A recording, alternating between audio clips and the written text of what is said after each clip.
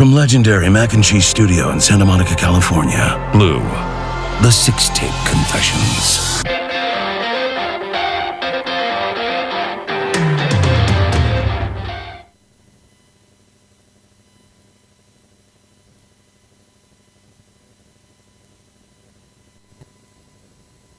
The lyrics are actually about what is my place in the music world.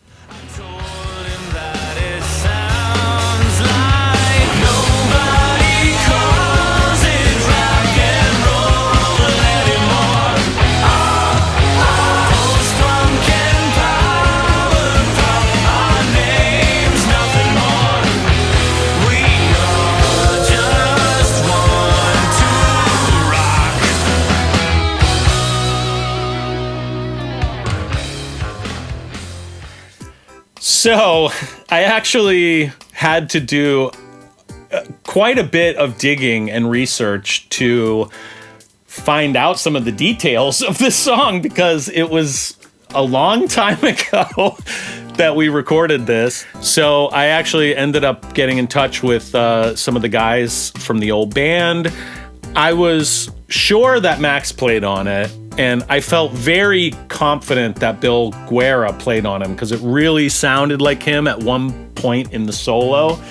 And I really thought it was Dustin on drums, because it really sounds like him, especially at certain points. And it sounds like the kind of part that he would play, you know?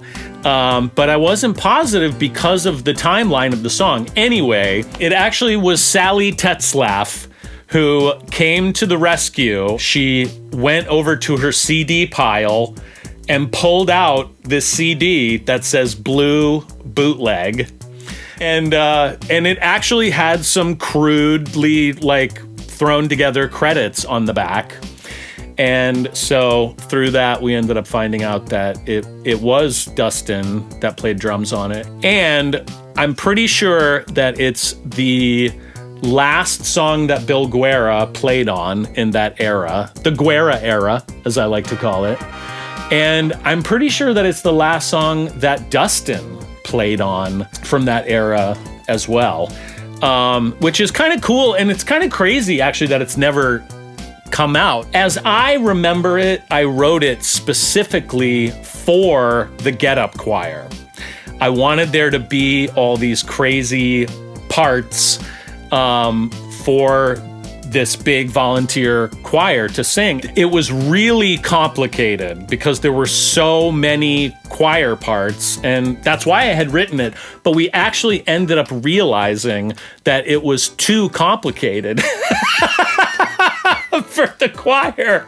So I believe we only ever performed it those 3 times, ever, with mixed results, every time. And that's why the song sort of ended up fading. But I do think it's a good representation of the band from that era. And it's a real power pop song, to the point where I'm actually talking about power pop versus pop punk in the song, which was something that we were all, I think, probably a little bit too overly concerned with at that time. The lyrics are actually about something of primary concern of mine at the time, which is what is my place in the music world.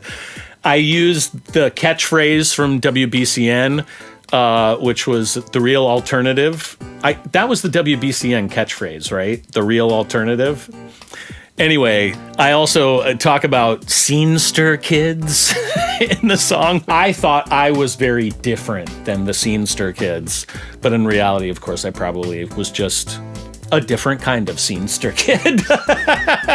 Anyway, it's definitely a blast from the past, and I'm glad that I stumbled on it. In a way, I'm really leaning in to the nostalgia on this whole record.